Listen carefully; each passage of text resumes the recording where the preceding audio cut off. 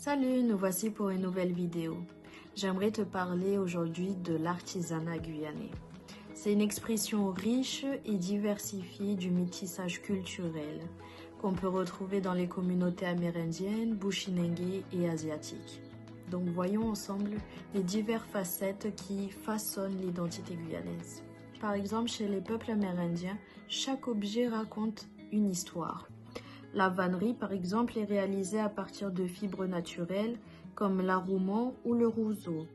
Les paniers, les hottes et les tamis sont tressés avec une précision incroyable. La vannerie fait usage d'une centaine d'espèces végétales différentes pour les transformer en objets du quotidien. La vannerie sert non seulement à fabriquer les contenants pour transporter et conserver les aliments, mais il y a également des objets servant à la chasse et à la pêche, ainsi que des ustensiles de cuisine.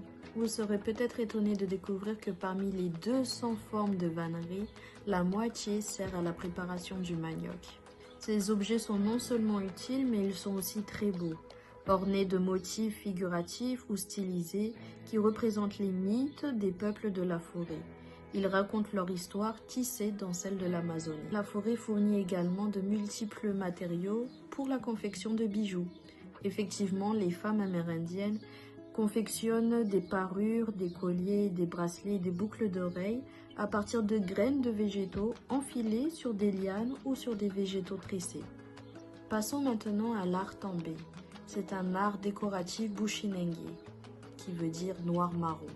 Cet art traditionnel des esclaves échappés des plantations du Suriname était initialement un moyen de s'exprimer, à faute de savoir lire et écrire.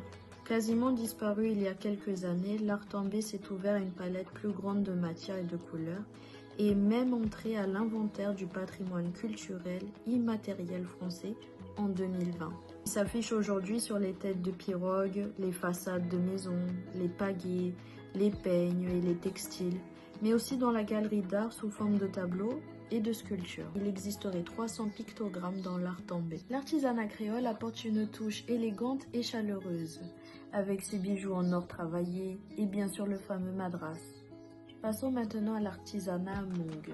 Il est reconnu pour sa précision et sa finesse. Il se distingue par des textiles brodés à la main, des vêtements traditionnels richement décorés et des motifs géométriques qui ont chacun une signification culturelle. Les artisans hmong travaillent aussi le métal et l'argent pour créer des bijoux symboliques, souvent portés lors des fêtes et des cérémonies. L'artisanat guyanais est un trésor. C'est un patrimoine qui réunit les cultures amérindiennes, bushinengue, hmong, créole et bien d'autres encore. Dans un monde où tout va vite, ces artisanats nous invitent à ralentir, à admirer la main qui crée, à honorer ceux qui préservent la mémoire de leur peuple. Parce que chaque pièce artisanale n'est pas seulement un objet, c'est une âme, un héritage, un pont entre le passé et demain.